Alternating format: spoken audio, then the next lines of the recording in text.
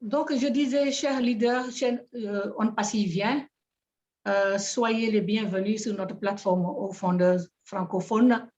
Et nous avons encore, et on ne va pas s'en lasser, notre couple de choc, Rosalie et Emmanuel Taombé, qui ont eu l'amabilité d'ouvrir ce grand chantier qui est l'éradication de la pauvreté dans le monde et en Afrique en particulier, puisque la majorité est africaine.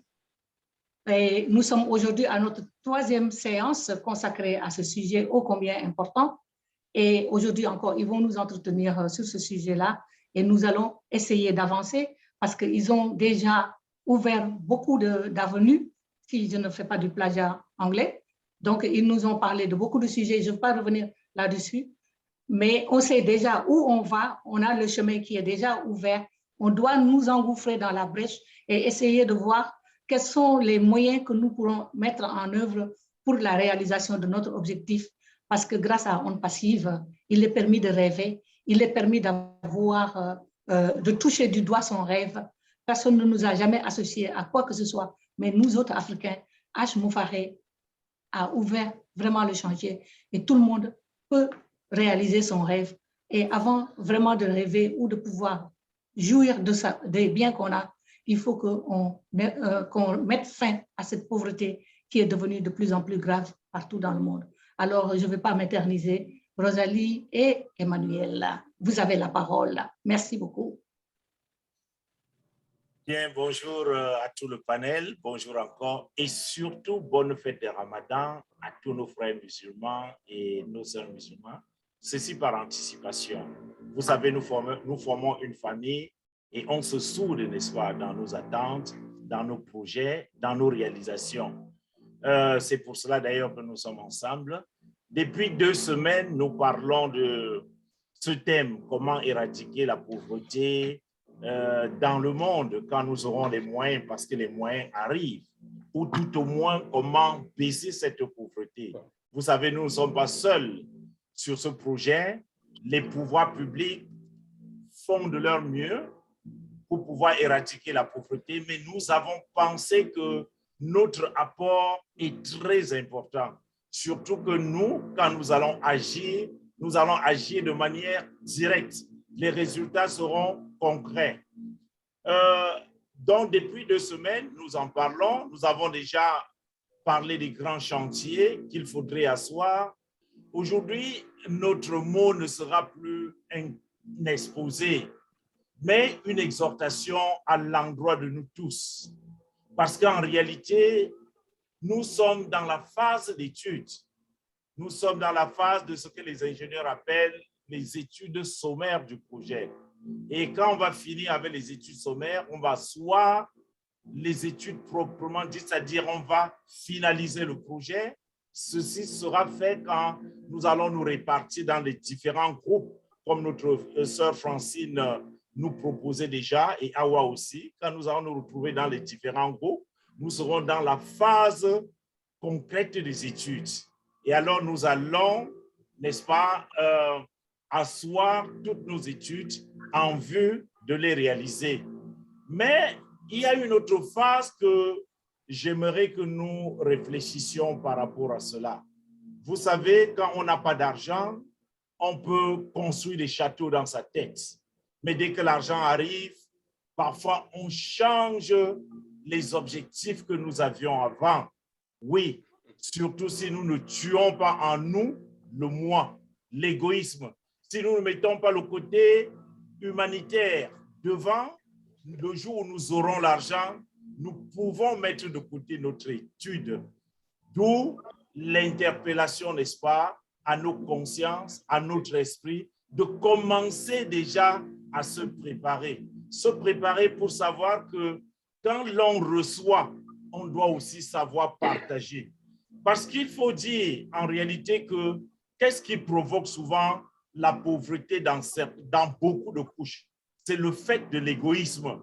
Quand nous critiquons ces personnes qui nous gèrent aujourd'hui, qui gèrent nos biens, en disant qu'ils prennent tout, ils raclent jusqu'aux miettes, ils nous font pourrir dans la pauvreté, j'ai peur que nous aussi demain, quand Dieu, à travers H. Moufaré, va nous donner, ce qu'il va donner, malgré toutes les assises que nous faisons, que certaines personnes d'entre nous commencent à dire « il me faut d'abord réaliser mon milliard avant d'aller vers les autres ». Oui, ça c'est un pan d'études très important. Donc en même temps que nous construisons nos études, en même temps que nous finalisons les études, nos projets, nous allons aussi finaliser le mental, ce que nous avons dans la tête, de manière à ce que les deux aillent ensemble. Parce que nous pouvons bien concevoir un projet, mais si la tête n'est pas disposée, si le cœur n'est pas prêt à offrir, nous ne ferons absolument rien. Et c'est là, je pense que c'est sur ce pilier fondamental de l'humanitaire que notre CEO, H. Mofare, a, n'est-ce pas, s'est inspiré pour pouvoir créer un passif. Nous ne devons pas le décevoir, nous devons comprendre qu'on nous donne pour que nous partagions aussi avec les autres. Là, c'était mon petit édito. C'est un peu l'éditorial, n'est-ce pas, d'entrée de ce partage. Et tout de suite, je vais vous dire à vos marques et on sera prêt et on partira. Alors, Awa, est-ce qu'il y a une question ou on enchaîne comment? Enchaînez, enchaînez. Il faut battre le fer quand il est chaud. Très bien. On nous demande d'enchaîner. Très bien. Dans cet enchaînement, je voudrais que nous discutions vraiment ouvertement comme on a fait la dernière fois. Mais il y a surtout ces jeunes qui nous apportent, n'est-ce pas, du carburant dans le moteur. Awa, est-ce que tu as sur le plateau quelques jeunes qui peuvent prendre la parole pour que nous écoutions leur voix, pour que ces jeunes-là, n'est-ce pas, nous donnent leur vision afin qu'ensemble, nous construisions. Merci, Emmanuel. Nous avons un jeune qui doit venir tout à l'heure. Il n'est pas encore arrivé. Bon, mais moi, je suis jeune. Arrivé, mais je sais qu'un jeune peut en cacher un autre. Mais moi, je suis jeune. Voilà. En général, les jeunes n'ont pas de barbe blanche, que je sache. Avec une barbe... Non, attends, ne me coupe pas la parole. Moi, je suis jeune, j'ai la barbe blanche. Donc, voilà. Donc, M. Tambay, vraiment, vous venez de terminer des paroles vraiment très, très touchantes, surtout quand vous parlez de la richesse de l'individu. Ce n'est pas avoir un compte bancaire rempli d'argent. Ce n'est pas ça la richesse. La richesse, c'est dans le cœur. Voyons.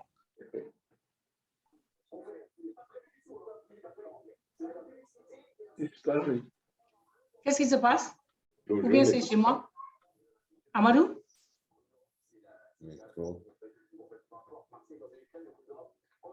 Excusez-moi. Il y a quelqu'un qui avait appelé là. Alors, je disais qu'on est riche, on n'est pas riche parce qu'on a un compte bancaire qui est rempli. Excusez-moi. Voilà.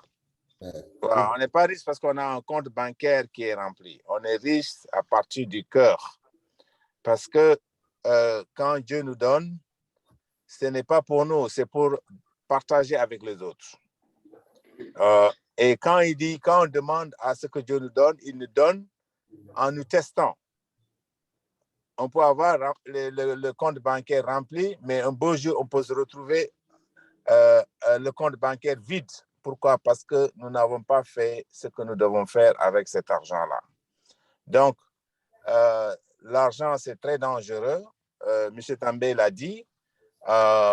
Une fois qu'on va commencer à avoir nos millions et on va changer d'attitude.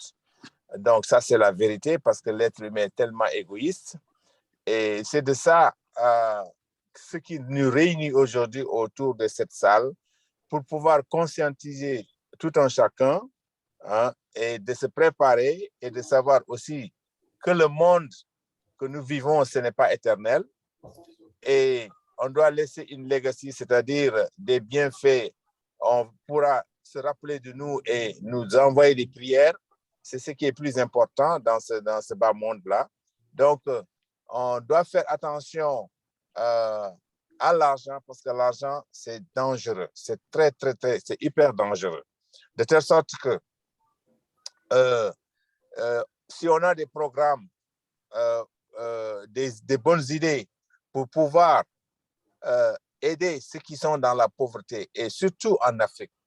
On sait que notre continent est sous-développé, très sous-développé. Mais aussi, il faut falloir qu'on fasse très attention aussi, parce qu'on a vu des gens qui ont de l'argent, qui ont voulu aider l'Afrique, et les vautours qui étaient autour les ont éliminés. Je ne veux pas citer de nom. Donc, tout ce qu'on puisse faire ici, on doit le faire avec beaucoup d'intelligence, avec beaucoup de savoir, et aller directement aux nécessiteux, les aider directement. Je vous remercie.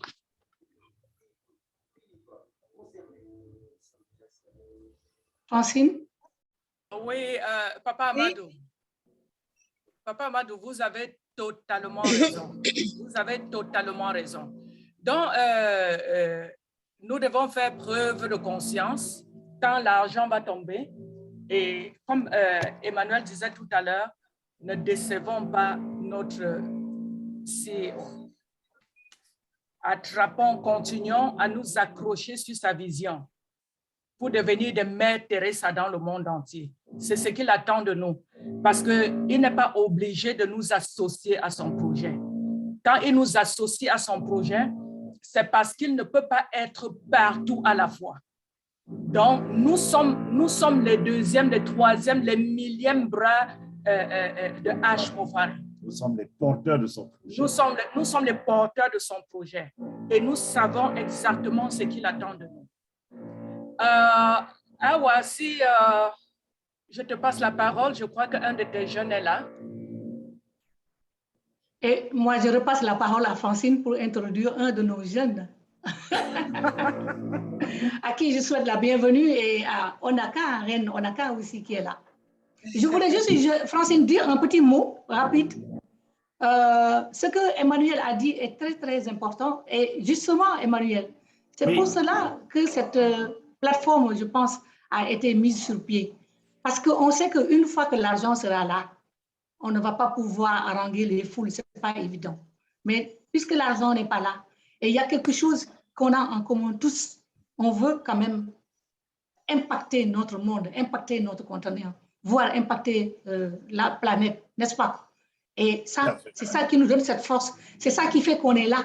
Et on peut débattre en amont, avant que l'argent arrive. Et on a fait même une formation sur le haut mindset. Quel est l'état d'esprit du fondateur onpacivien? Qu'est-ce qui le différencie des autres fondateurs? Justement, et c'est Bébé Kadmo qui nous avait fait ça. On a fait beaucoup de choses justement pour préparer les esprits. Ton micro, Oawa, ton micro. Vous ne m'avez pas entendu tout ce que j'ai dit, ou bien c'est juste la fin? Juste vers la fin. Voilà, j'ai dit que justement, on avait préparé les esprits parce qu'on sait que c'est plus facile de modeler les gens lorsqu'ils sont pauvres, entre guillemets, que lorsqu'ils sont pauvres. Parce que lorsqu'ils sont riches, parce que le riche devient arrogant, l'argent rend fou, et c'est pour cela même qu'une psychanalyste est venue nous entretenir de comment l'argent peut rendre fou. Maintenant, après avoir mis tous ces garde-fous-là en évidence, peut-être que Dieu va être de notre côté et nous donner la chance pour qu'on puisse faire nos projets. Et nous sommes très chanceux d'avoir certains jeunes parmi nous. Francine, je te laisse la parole. Parce que chacun de nous peut parler jusqu'à demain. On a tellement à dire. Oui, pardon. Oui, je ne vais pas faire de commentaires sur ce qui a déjà été dit, mais je voudrais juste nous rappeler une chose, c'est que nous aimons beaucoup parler, dire beaucoup de choses, mais peut-être que nous pourrions apprendre à tourner vers l'action. Donc, il y a une action qui a été proposée jeudi dernier, elle est restée 0 jusqu'à ce jour. On a lancé le pavé dans la mare, les gens n'ont pas réagi. Donc, en réalité, nous pourrions mesurer ce que nous faisons ici par l'engagement concret que chacun de nous prend. Parce que les sessions comme celles que nous faisons, on peut en faire tous les jours, il y aura toujours de bonnes idées, des nouvelles choses qui vont venir. Et je pense que bien que nous soyons dans un monde global, j'aime toujours à dire que je parle plus de ce que je connais du monde de la communauté dans laquelle j'appartiens, parce que c'est une communauté qui a trop tendance à couper le cheveu en 4 et ne jamais agir. Donc, je reviendrai toujours dessus parce que je pense que nous devons nous approprier les actions qui nous permettront de sortir de là où nous sommes, mais pas ce que quelqu'un d'autre aura conçu pour nous. Quelle est notre propre vision et comment nous souhaitons que cela se passe dans notre monde. Donc, je vois qu'il y a Constantin au milieu de nous ce soir. C'est un jeune, c'est quelqu'un qui a une grande vision, une belle vision et un grand palmarès déjà derrière lui. Donc, il trouvera sûrement les mots pour nous parler en tant que parent, en tant que collègue, en tant que personne adulte d'une communauté qui a une vie sociale donnée. Et je vais demander à Constantin de bien vouloir s'adresser à tout le monde comme il sait si bien le faire. Bonne soirée, Constantin, et nous vous écoutons.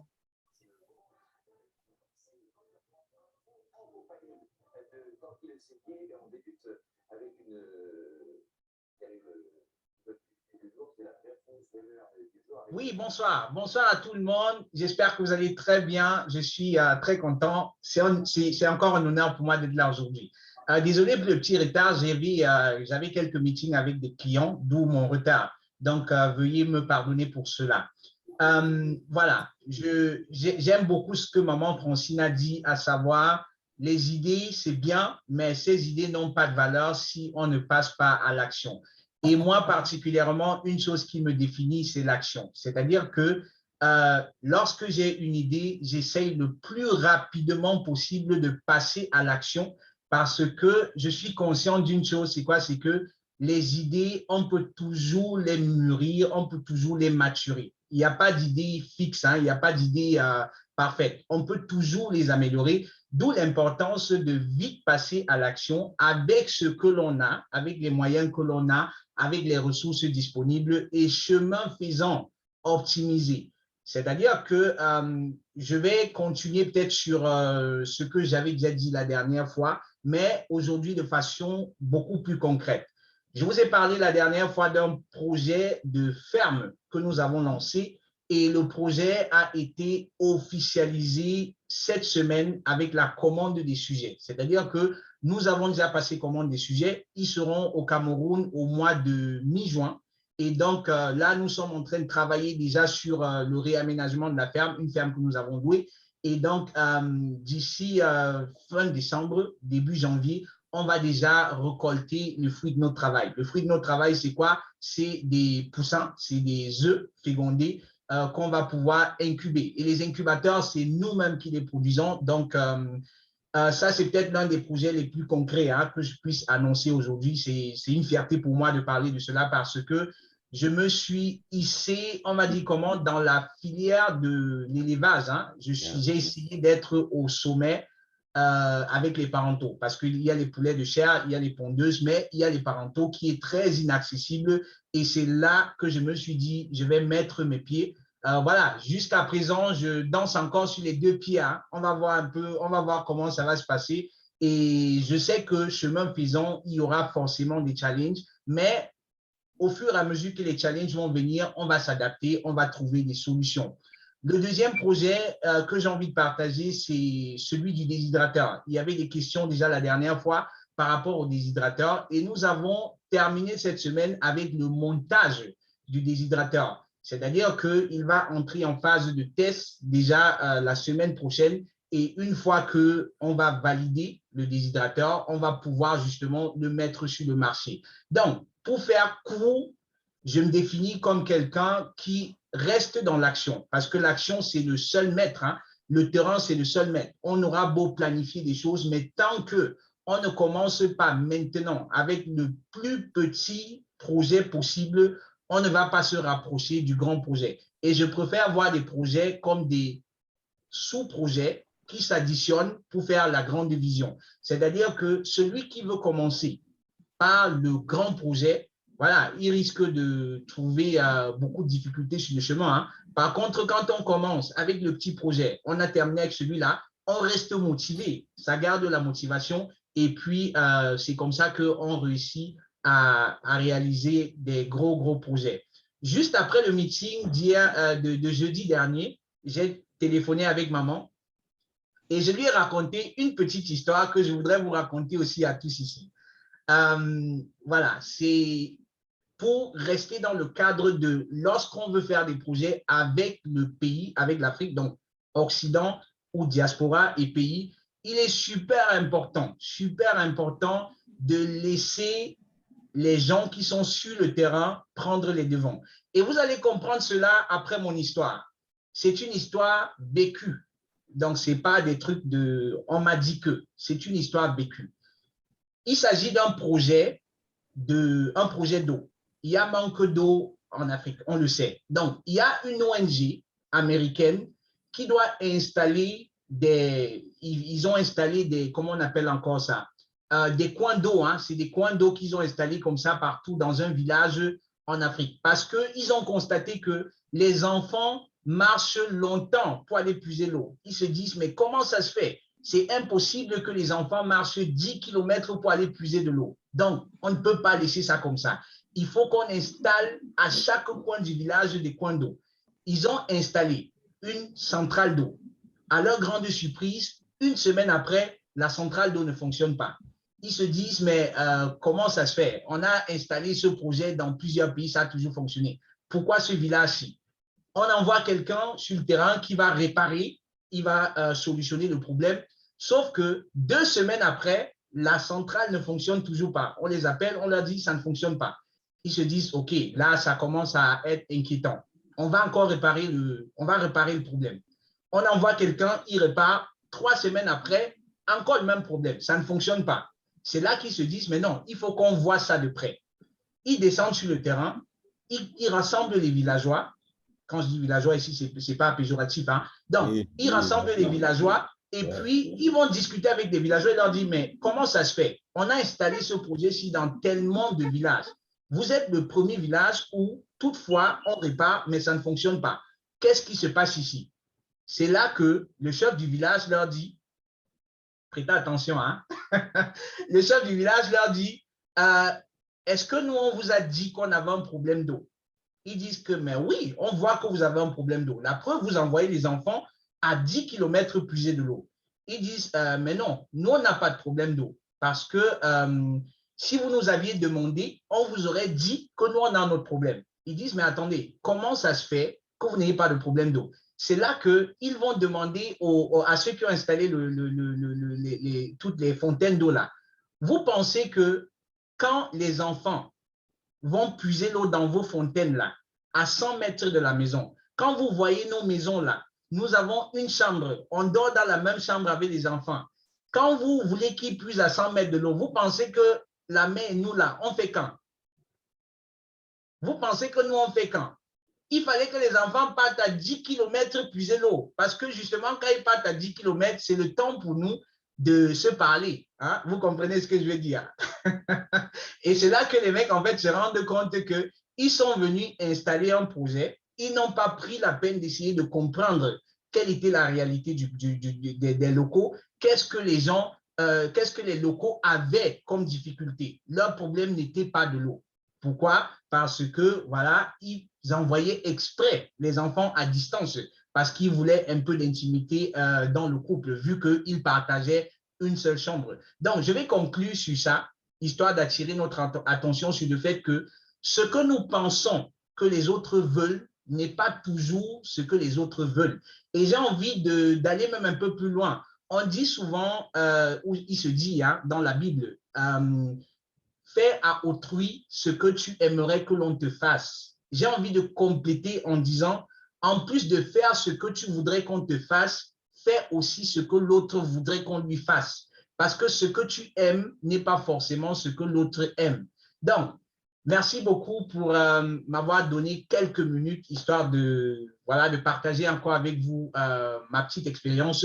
Je voulais mettre l'accent aujourd'hui sur le concret et je vais vraiment dans le sens de Maman Francine en nous invitant à être concret avec des moyens que nous avons maintenant. N'attendons pas forcément d'avoir les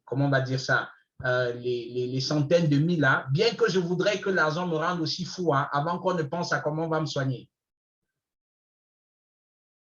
Donc, merci beaucoup. Merci beaucoup. Merci bien, Constantin, parce que ce que vous venez de souligner là va dans la droite ligne de ce qu'on avait déjà évoqué auparavant. Nous sommes dans divers coins du monde. N'oublions pas notre identité première, notre culture et tout ce que nous ferons. Essayons de nous souvenir que nous devons rester qui nous sommes et l'adapter pour que ça convienne à notre écosystème. Merci beaucoup. Je vois déjà la princesse Onaka qui a la main levée. Donc, on va lui demander d'ouvrir son micro et de bien vouloir nous partager sa question. Alors, merci aux Francine, merci. Bonjour au Awa, bonjour au Olga, au Moïse. Félicitations au couple Taombe. Vraiment, ça fait plaisir de vous voir à chaque fois.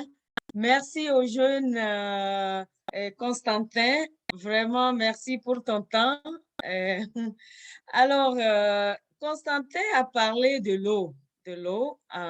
Ça m'a vraiment interpellée parce que, vous savez, les anglophones sont déjà en avance. Je sais que OAWA a participé à cette session sur l'eau et l'énergie. Donc, bon, nous avons une vidéo, mais elle est en anglais. Donc, j'espère qu'on va faire un résumé pour partager avec toute l'équipe parce qu'il y a un projet d'eau, à mon sens, qui est tellement en avance. C'est une nouvelle technologie qui va servir partout. Donc, il y a une compagnie qui est venue faire une belle présentation. J'ai même commencé, ceux qui comprennent anglais, j'ai commencé à partager cette vidéo parce que je la trouve tellement importante et les informations qu'on y trouve sont tellement importantes que je sais que Martienne, si elle est ici, elle a déjà fait une demande et je pense que ça pourrait nous servir, nous, en Afrique, beaucoup. C'est une belle technologie, ça ne demande pas beaucoup d'énergie, ça ne demande pas de creuser, c'est juste un système très simple qui permet de donner de l'eau à tout le monde.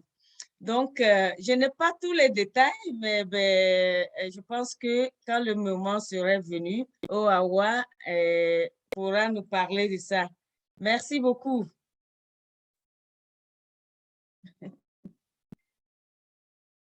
Okay. Vous avez la vidéo pour la partager avec nous ce soir ou bien c'est dans un projet futur?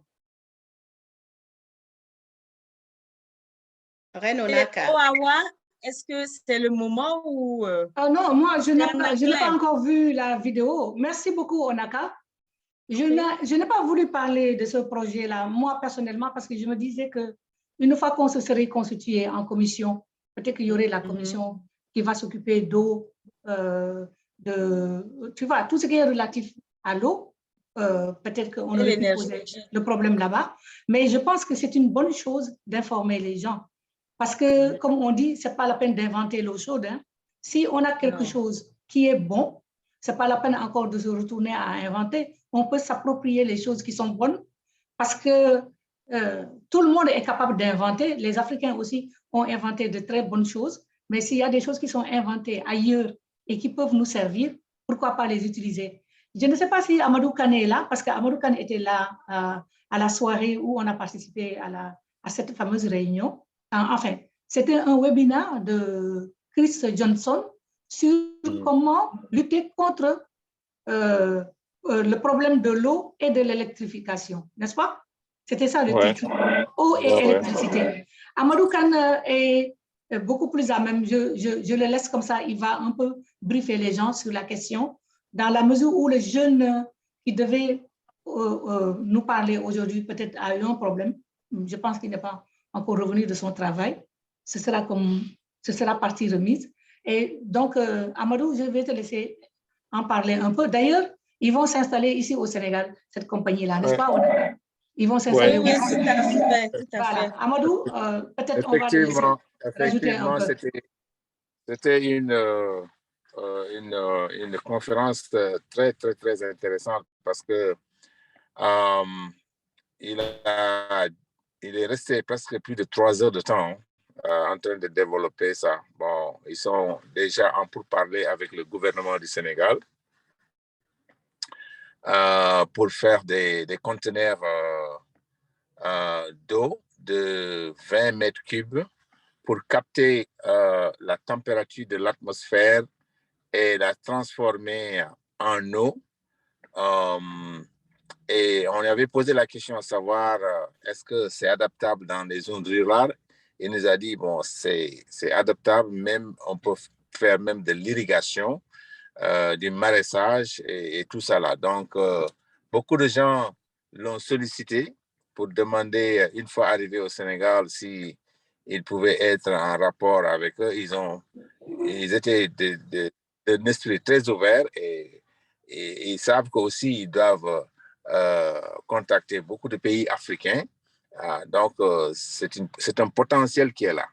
Donc, vraiment, j'ai demandé le coût, mais il n'a pas voulu nous dire exactement combien ça coûte. Mais c'est une possibilité. Bon, l'État, en principe, subventionne ces genres de projets-là. Donc, on attend qu'ils s'installent carrément. À partir de là, on saura comment les contacter et puis aider les Africains et les Sénégalais pour démarrer parce qu'ils vont être dans toute l'Afrique. C'est ce que j'ai compris. Je voulais rajouter une petite chose. Ce qui est important dans ce système-là, c'est que ça n'utilise pas, Amadou, si je me rappelle, c'est un système qui est magnétique, n'est-ce pas? Oui. C'est un système magnétique qui n'utilise pas de l'énergie, qui est pratique, parce qu'il y a deux choses. Il y a d'abord le truc de l'eau et ils ont aussi le système de la paille. C'est une paille qu'ils utilisent et ça enlève toute impureté au niveau de l'eau. Et ils ont aussi ce qu'on appelle des gouttes. Et quand vous mettez les gouttes amènent, je suis en train de regarder mes notes parce que j'avais pris beaucoup de notes, je crois 120 nutriments qui sont rajoutés à l'eau. Et c'est n'importe quelle eau, ils la purifient et ils mettent 120 nutriments et cette eau-là devient potable et aide les enfants. Ça lutte contre la malnutrition et beaucoup de choses. C'est un projet gigantesque et si on veut en parler, peut-être qu'on devrait seulement consacrer une séance à ça parce qu'il y a l'eau d'un côté et l'électricité de l'autre. Et donc, ils ont déjà identifié certains endroits où ils vont s'installer, aussi bien en Afrique qu'en Asie aussi, n'est-ce pas? Et je pense que c'est des Canadiens. Est-ce que, Onaka, c'est ça que tu as mis comme référence ou bien c'est pas ça? Ils sont Canadiens, oui. Ils sont Canadiens, c'est Oui Initiative, c'est-à-dire, voilà. C'était, qu'est-ce que ça voulait dire, entre autres, World Energy, voilà. Et oui, ces gens, voilà, oui. J'ai écrit ça sur le chat. Voilà. Et donc, moi, je ne savais pas que la vidéo est sortie, même, Onaka. Ah, ok.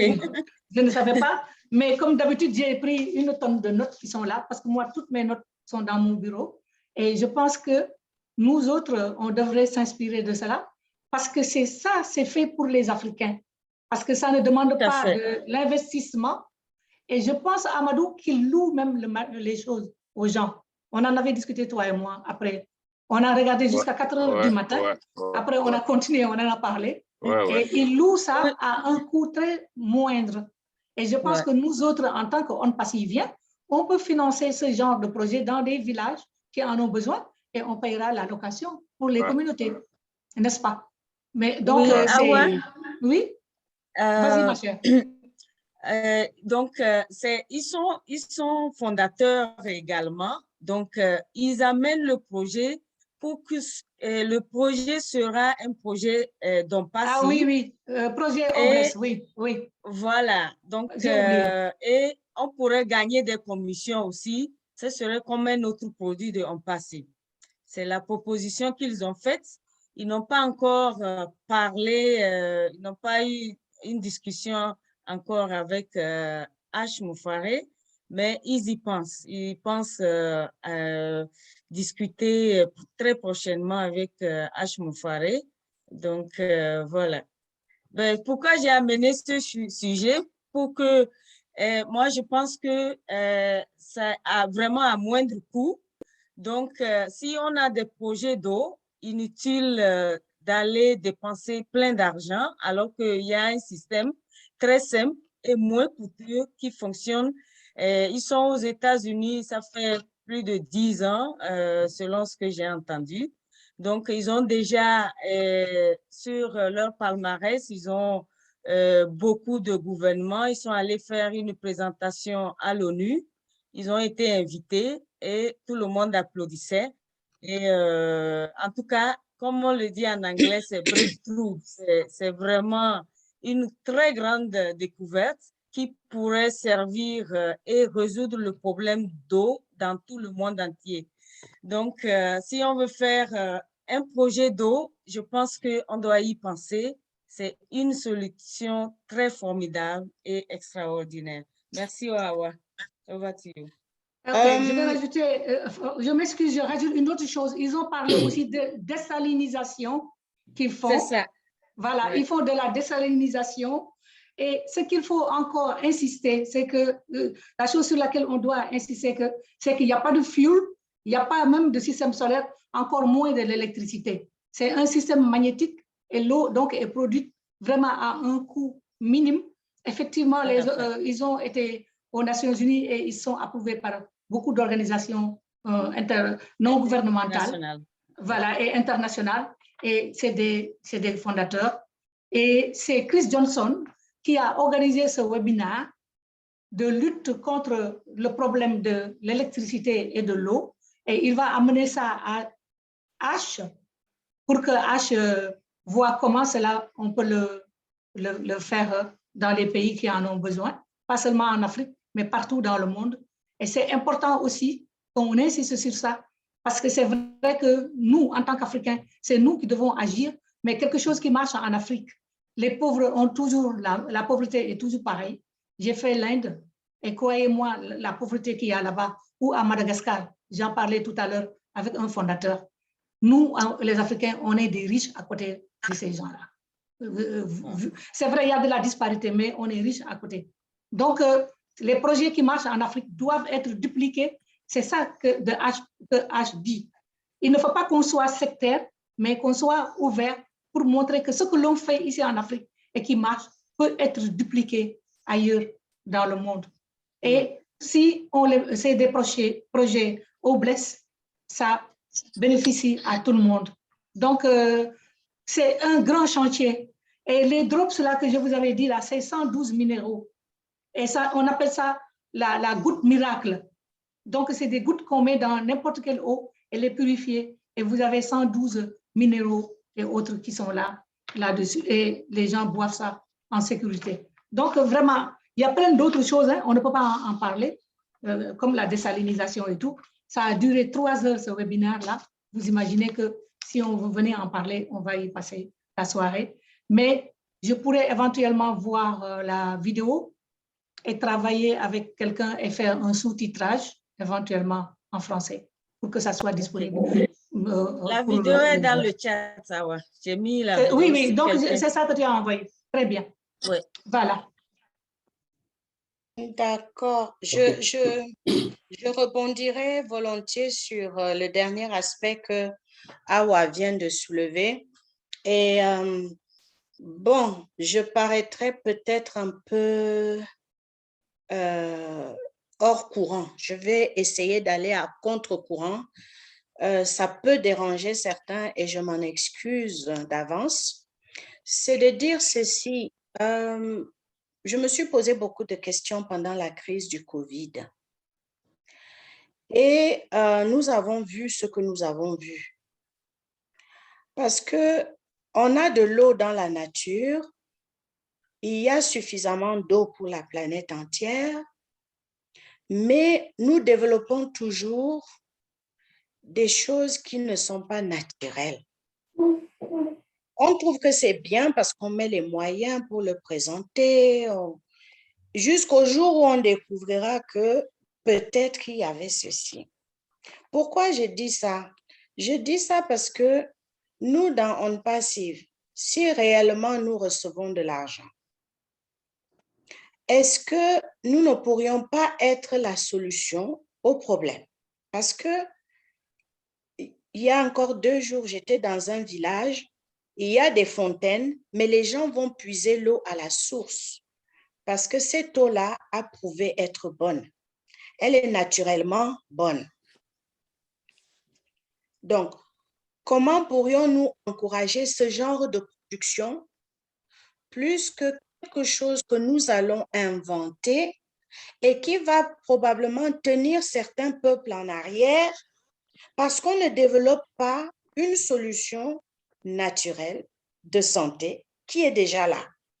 C'est juste une question que je pose parce que nous courons toujours vers les trucs, on dit c'est le développement, c'est ceci, c'est cela. C'est beaucoup de beaux mots qu'on emballe dans quelque chose jusqu'au moment où on se casse la figure devant un mur.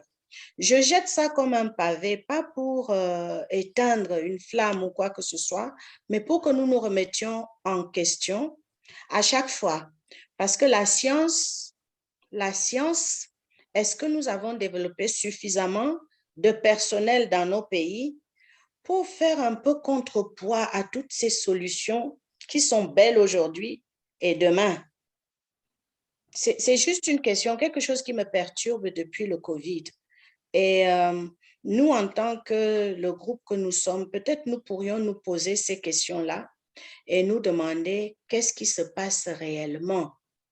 Une solution qui est bonne aujourd'hui et demain, on se rend compte qu'elle pose un problème.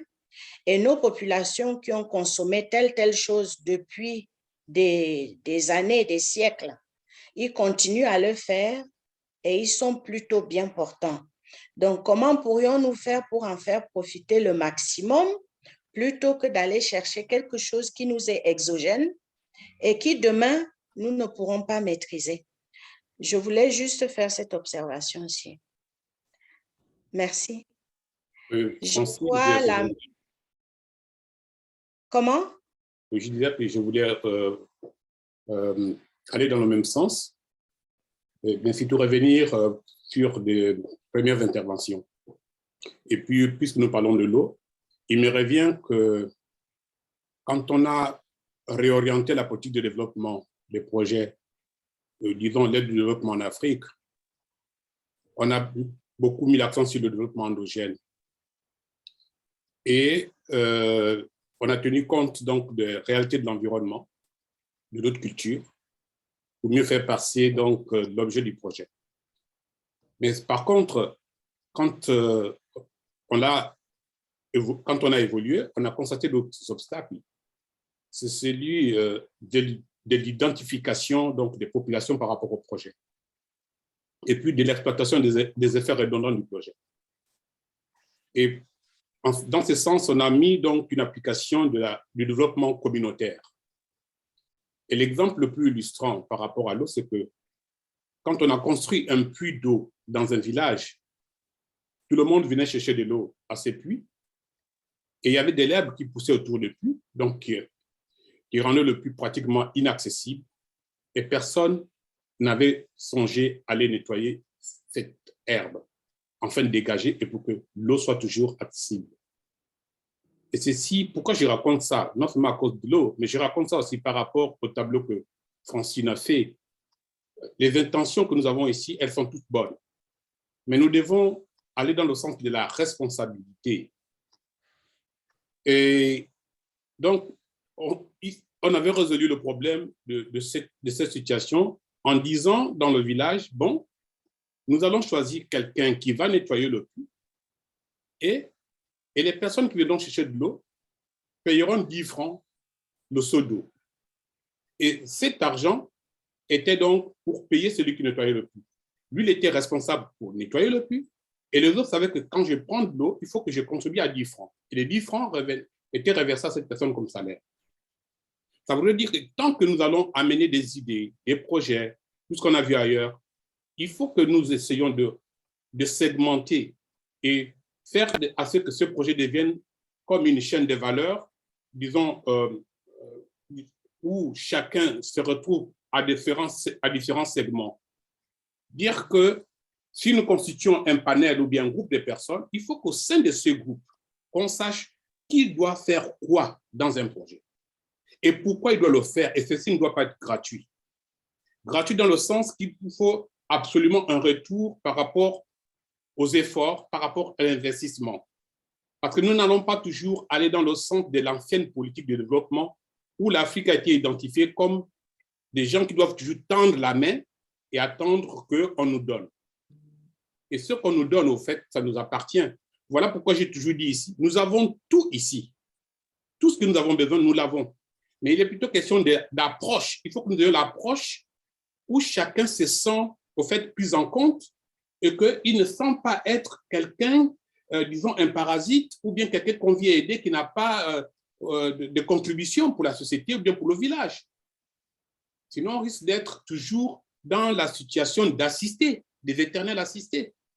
Maintenant, ce qui m'apporte à On Passive, c'est le fait que nous regroupons des Africains ou bien des Afro-descendants ou alors des personnes qui ont un penchant pour l'Afrique, des différents coins du monde, et les idées qui sont échangées ici sont mises en application.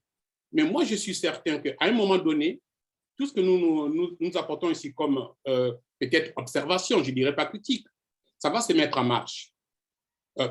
Personnellement, je travaille sans pourtant que je dise ce que j'ai fait, mais et mon travail est plus soutenu par la motivation que j'ai souvent dans ces webinaires ou bien au niveau de On Passive.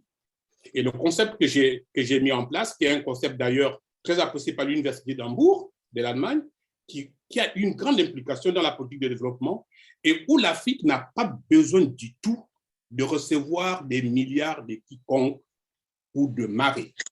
Nous avons tout.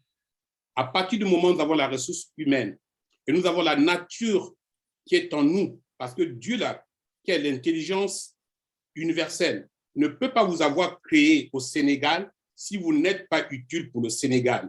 Et c'est qu'au Sénégal, vous apporterez la contribution qu'il faut sans qu'un Allemand vienne vous donner quoi que ce soit. Ce qui nous revient, c'est la prise de conscience de ce que nous avons comme valeur.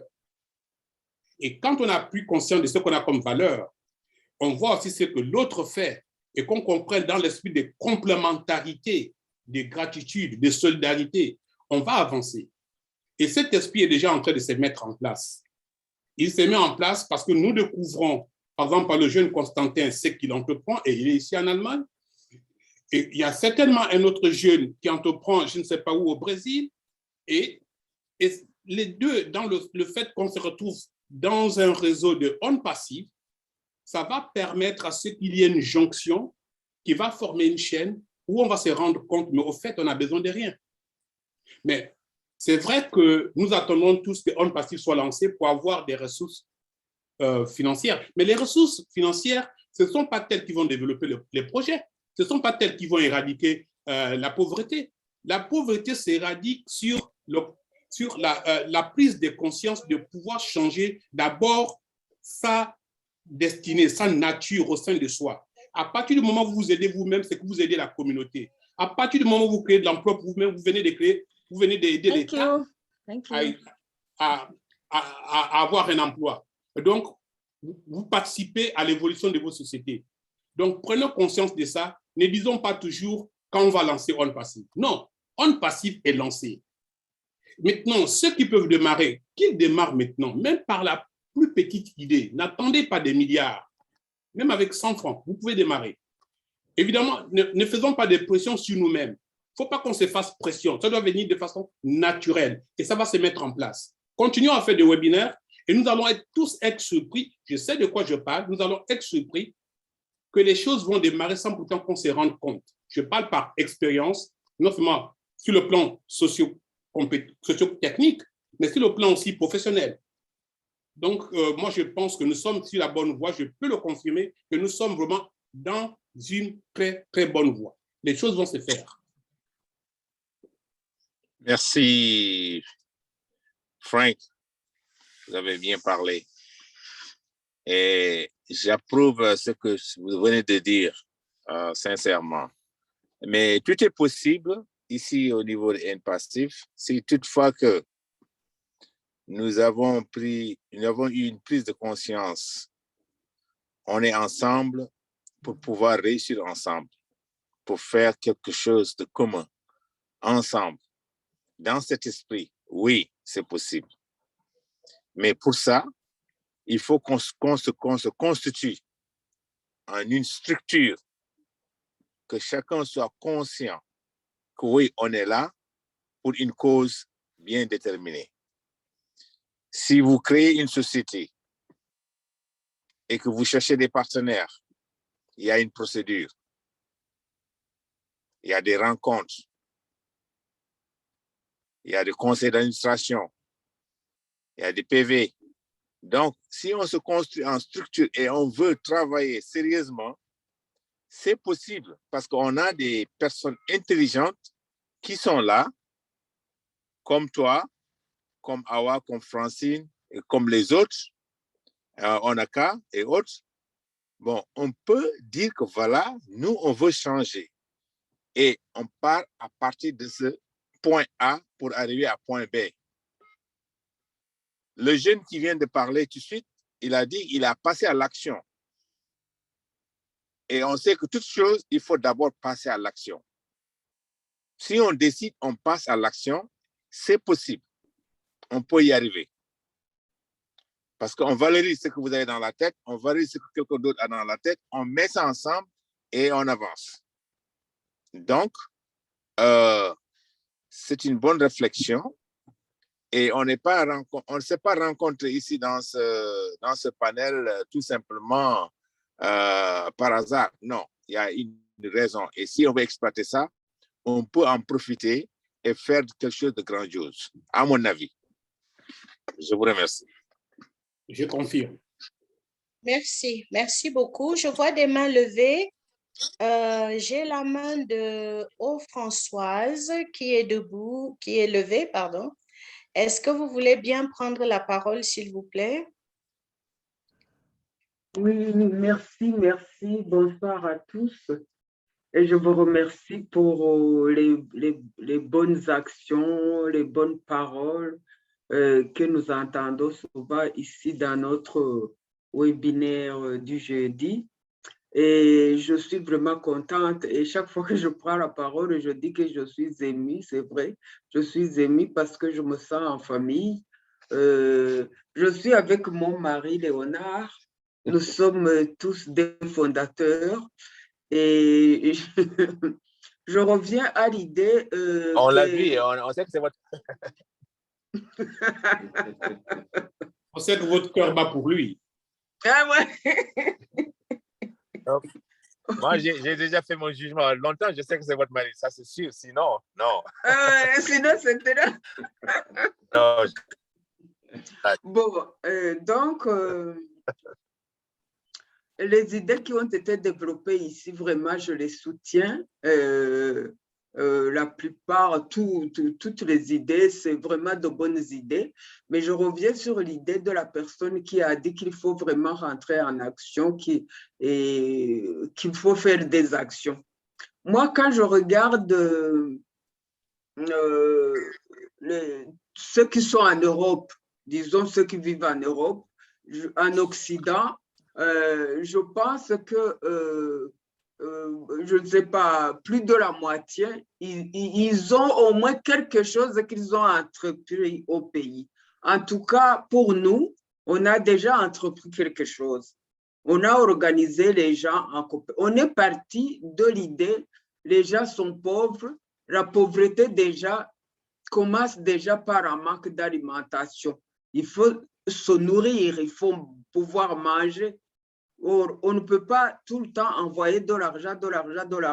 Il faut les organiser pour qu'ils puissent produire.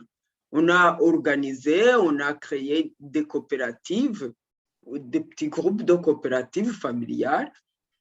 Au début, ça n'a pas bien marché parce que c'est au niveau de l'agriculture, il y a des fois où le climat change et ça ne donne pas bien. Mais là, on voit que les jeunes qui sont dans, justement, c'est les jeunes et les adultes, bien sûr, qui sont dans la coopérative, on voit que ça évolue, on voit qu'ils prennent en charge la coopérative. C'est eux qui font rouler, c'est eux qui font marcher la coopérative. Bon, moi, je suis la présidente, je surveille d'un peu loin et j'essaie de donner des conseils, mais c'est eux qui font tout. C'est pour ça qu'on disait que, bon, au cas où, au moment où on va nous donner, on va avoir un peu de sous pour pouvoir agrandir et pour élargir les idées, ça sera aussi un élément important pour pouvoir élargir un peu partout dans le pays. Oui, oui. Donc, pour ce qui est des actions, on a déjà commencé et je soutiens l'idée qu'il faut vraiment commencer des actions petit à petit par les moyens que nous avons à notre disposition. La deuxième idée que je voulais soutenir, c'est l'idée de Francine qui a dit que peut-être il faudrait vérifier, regarder de chercher ou d'être en contact avec la nature ou bien en respectant la nature et mettre des idées qui vont respecter la nature. Je ne sais pas si j'ai bien compris l'idée de Francine, mais moi, en tant que quelqu'un qui est effectivement, qui travaille auprès de la nature, qui suis naturopathe, je vais dire clairement ce que je suis. Donc, je trouve effectivement que c'est une bonne idée de ne pas trop ramener les idées dont on ne maîtrise pas. Si on a déjà qui maîtrise ces idées, c'est bon, mais il ne faut pas effectivement que demain on puisse le regretter, regretter ce que nous avons engagé parce que nous l'avons fait en rapidité, sans avoir des gens qui connaissent de l'expérience là-dedans et avoir des conséquences plus tard qu'on va regretter.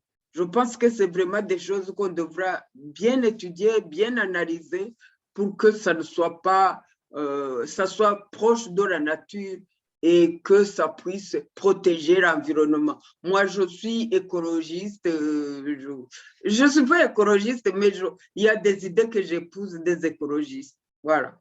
Il faut qu'on respecte la nature, l'environnement, parce que si nous ne respectons pas la nature, l'environnement, on a on va se détruire nous-mêmes progressivement. Voilà, je vous remercie.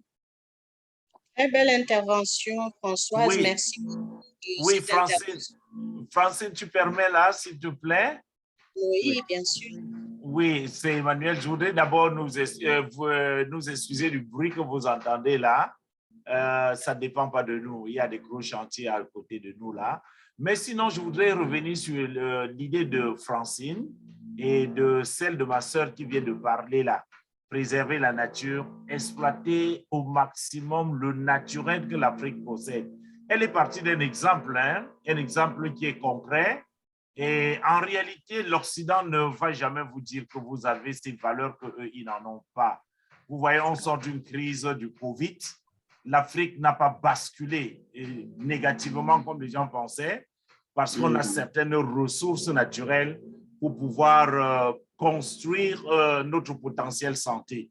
Bon, et quand on parle des projets d'adduction d'eau, quand elle a parlé, moi j'ai pris un exemple et quand la sœur de tout à l'heure a parlé, ça m'a renvoyé à voir quelque chose. Vous savez, en Afrique, on a encore de l'eau pure, de source, vraiment très bien.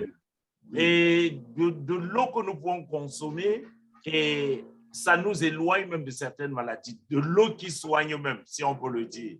Bon, si nous pouvons puiser de l'expérience des Chinois, vous savez, pour ceux qui ont été en Chine dans les rares campagnes, les Chinois vont capter l'eau, n'est-ce pas? C'est le mot. Ils captent l'eau à partir des sources naturelles et ils drainent ça à travers même les bambous de Chine et vont distribuer cela dans les villages. Nous connaissons encore le système de nos Canaries. Vous avez une eau conservée dans le Canari et une autre conservée dans un seau en fer. Ce n'est pas la même chose. Donc, en réalité, l'Afrique devrait, en procédant à son développement, tenir compte de cette richesse que nous avons. Je vous prends encore un autre exemple. Oui, je vous prends encore un autre exemple.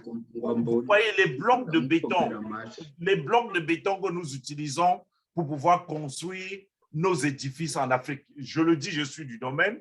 Je m'excuse, je suis ingénieur de génie civil et architecte.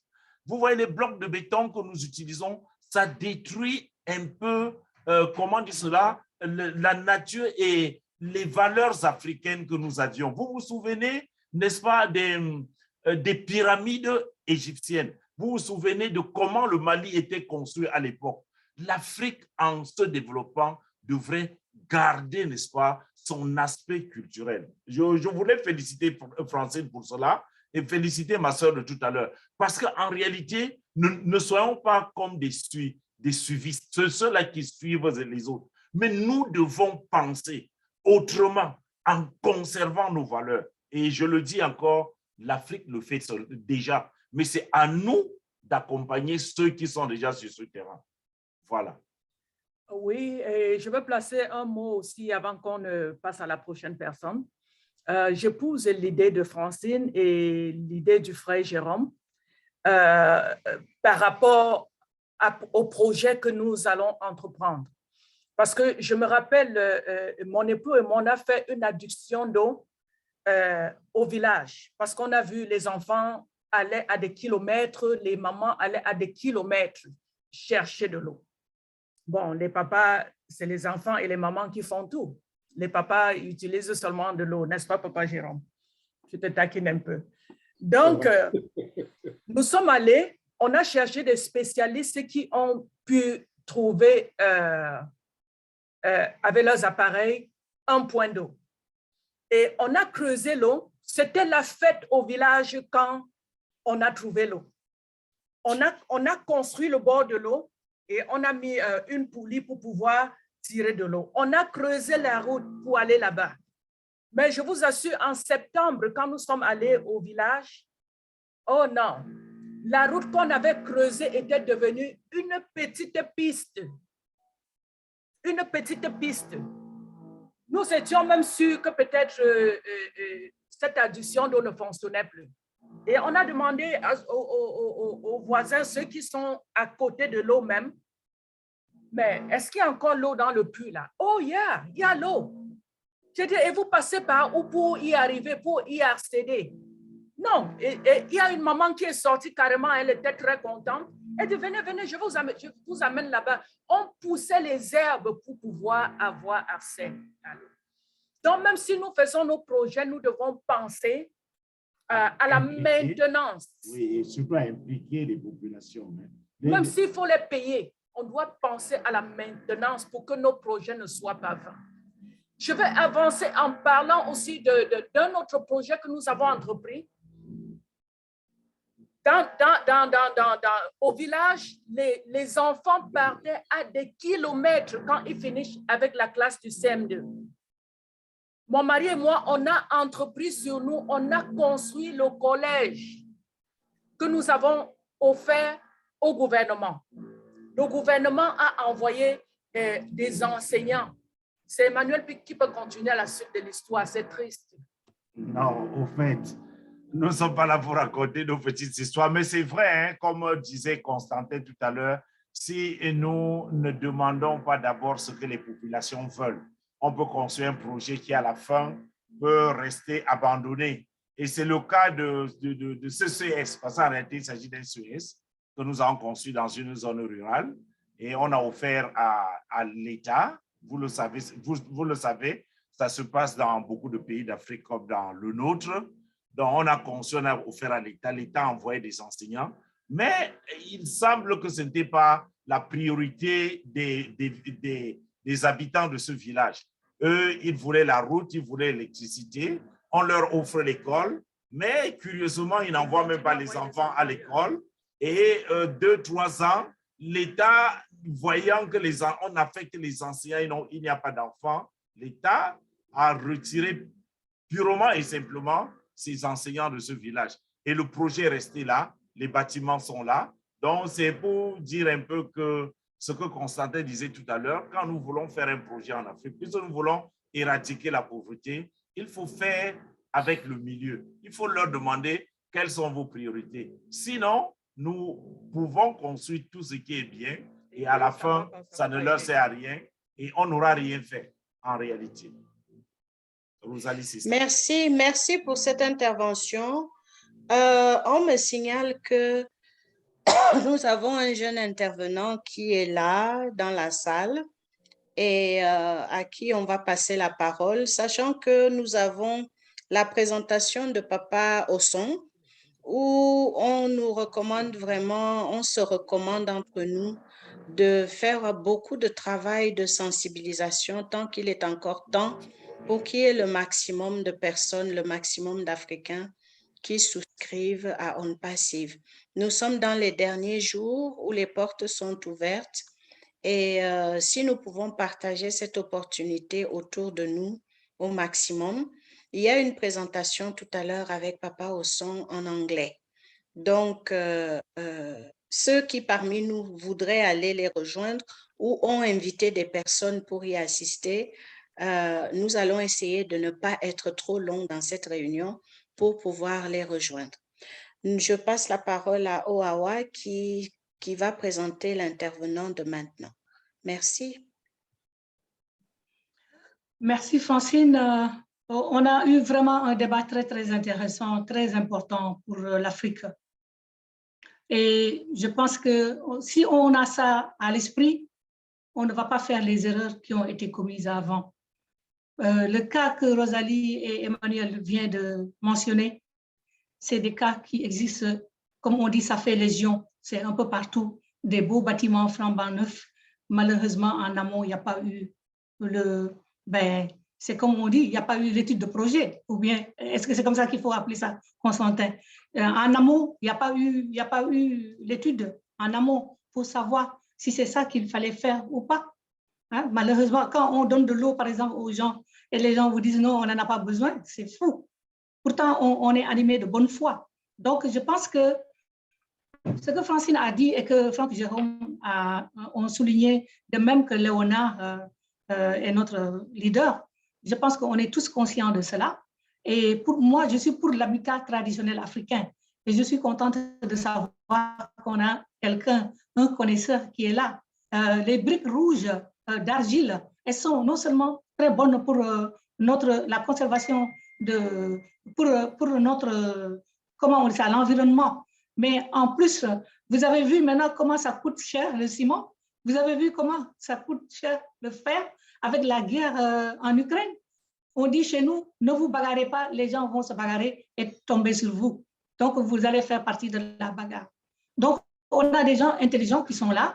Moi, quand j'avais souligné l'histoire de ne pas être sectaire, ce n'était pas ça. Je disais seulement que quand on a inventé quelque chose qui est bien de l'autre côté, c'est comme si on dit, oui, il y a les allumettes, je ne vais pas utiliser les allumettes, je vais chercher la paille et prendre des bouts de bois et faire du feu.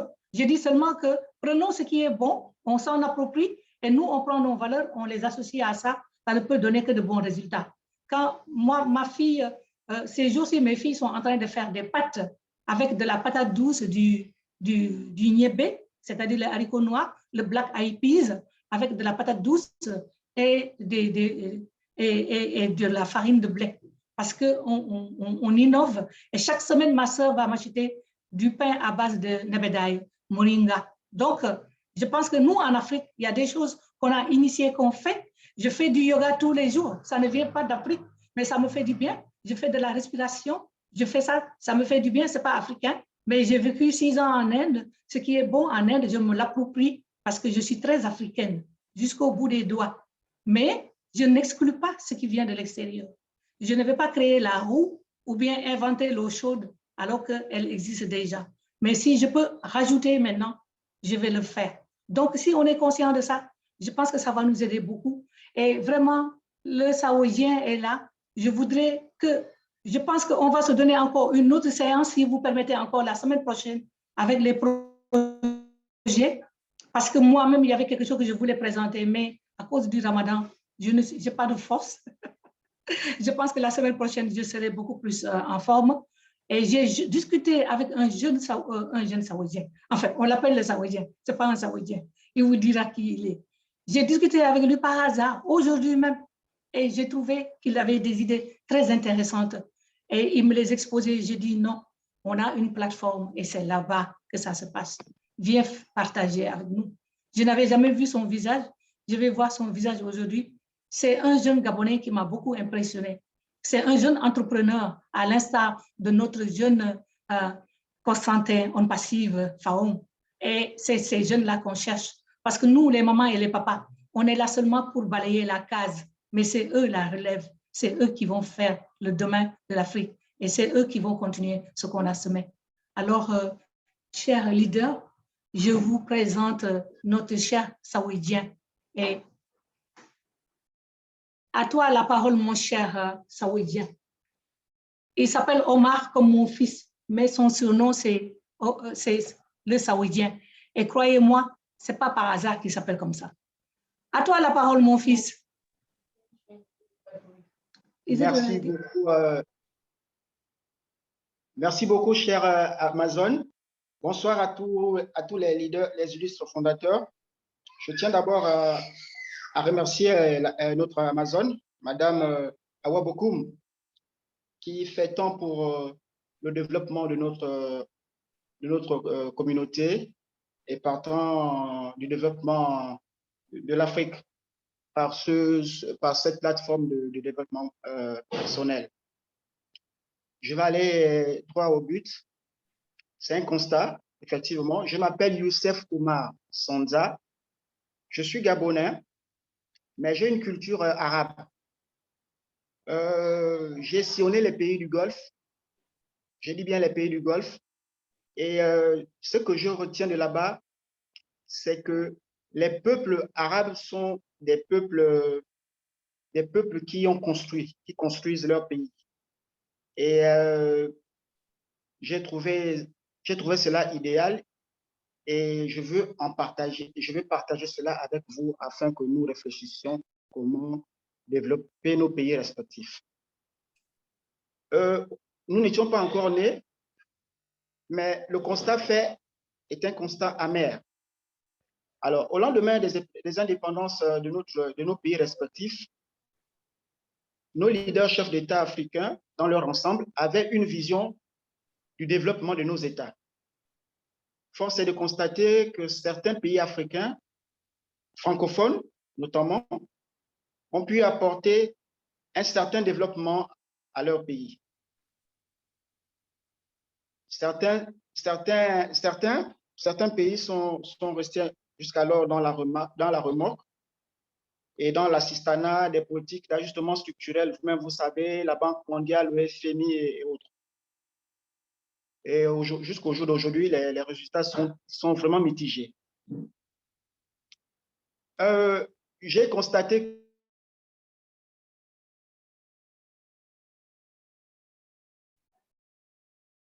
Les Saoudiens, il faut enlever ta vidéo, s'il te plaît, parce que ça coupe. Enlève ta vidéo. On a déjà vu ton visage. Comme ça, après, tu pourras la mettre. Peut-être ça va aller mieux. Voilà, vas-y. D'accord.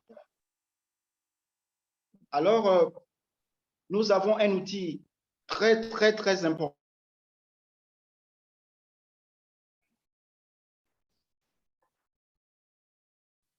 On ne t'entend pas. C'est la vidéo qu'il faut enlever, la vidéo.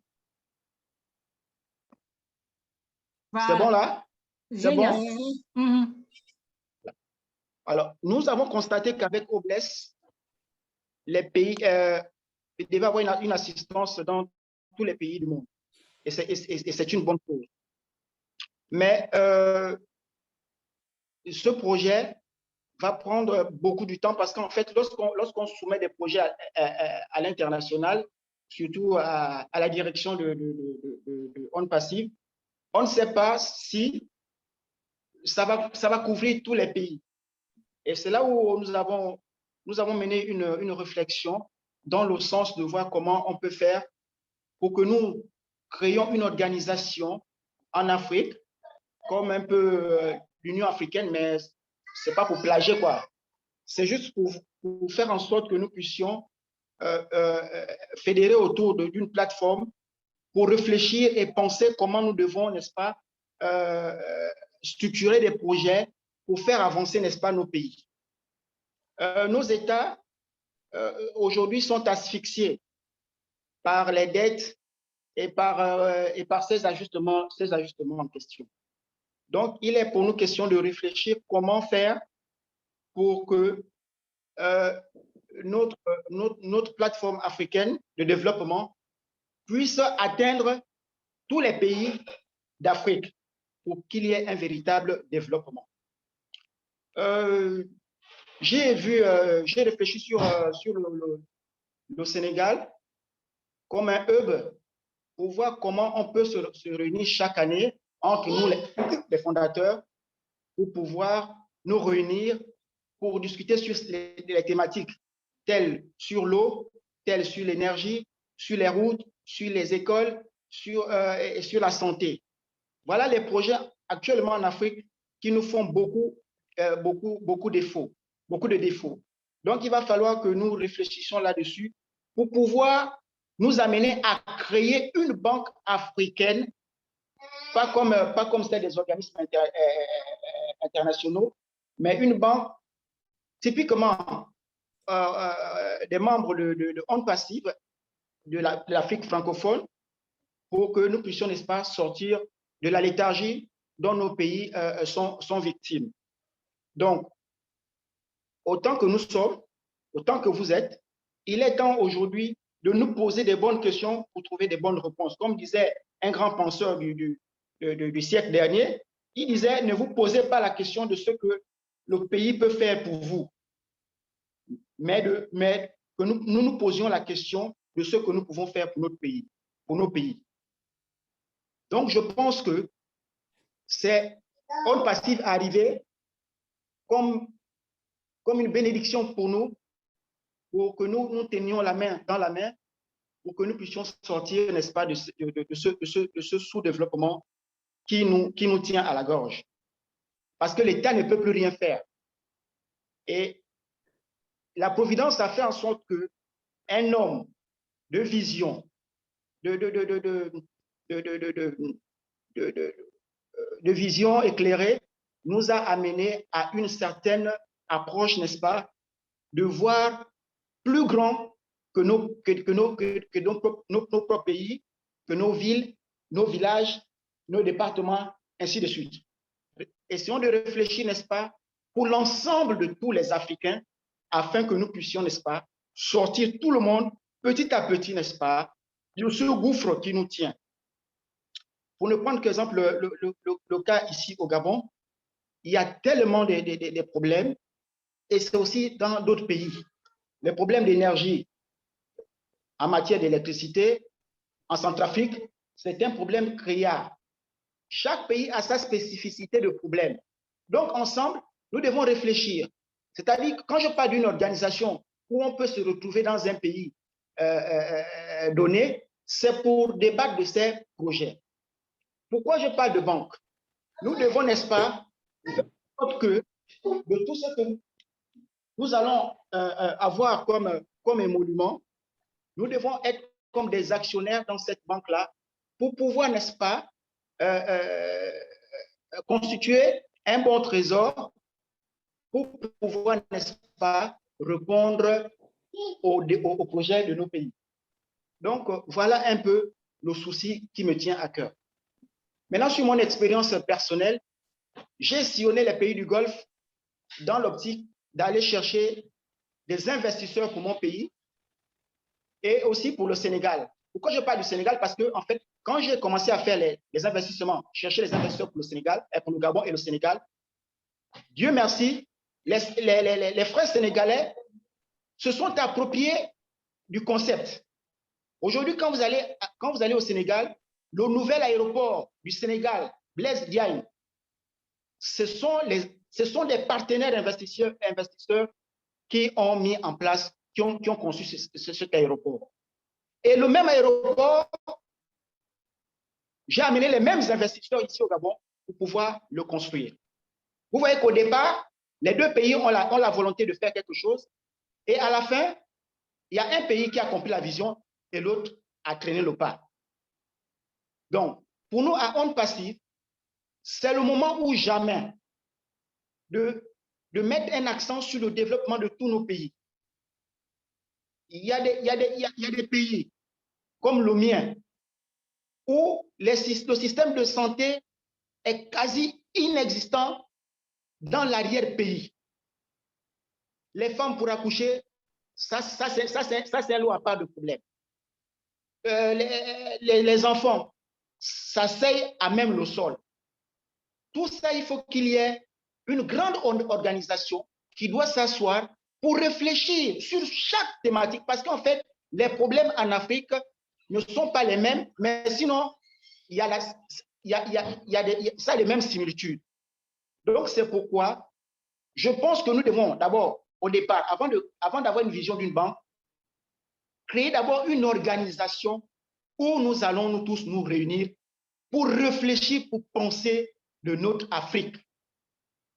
Après cela, nous allons élaborer comment faire pour créer un fonds, je ne sais pas si c'est une banque, je ne sais pas comment on va dénommer cela, pour créer un fonds qui va nous permettre, n'est-ce pas, de commencer le développement.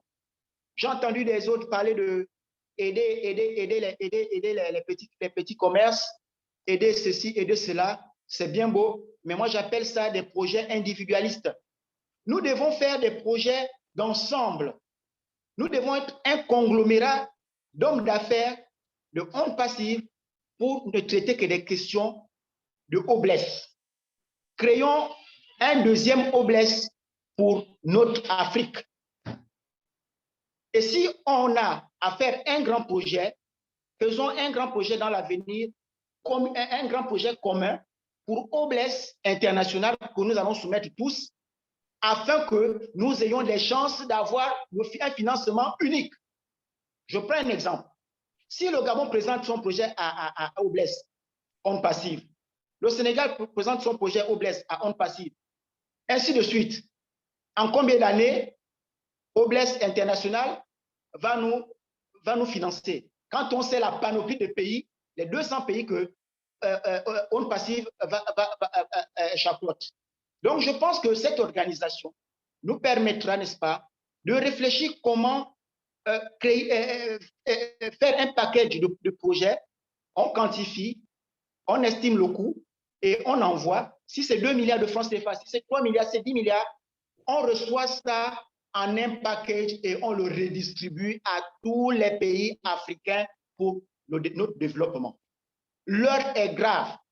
Vous voyez les problèmes en Russie? Je ne veux même pas en parler parce que nous tous, nous savons l'actualité internationale. Demain, il y aura le problème il y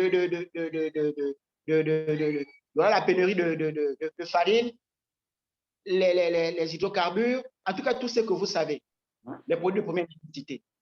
Alors, si nous ne nous fédérons pas, si nous ne transformons pas l'Afrique, qui va le faire à notre place? Il est temps pour nous de prendre conscience qu'en nous pouvons aussi faire comme les autres. Et comme disait mon professeur en sociologie, il disait que ce qu'un idiot sait faire, un autre idiot peut aussi le faire.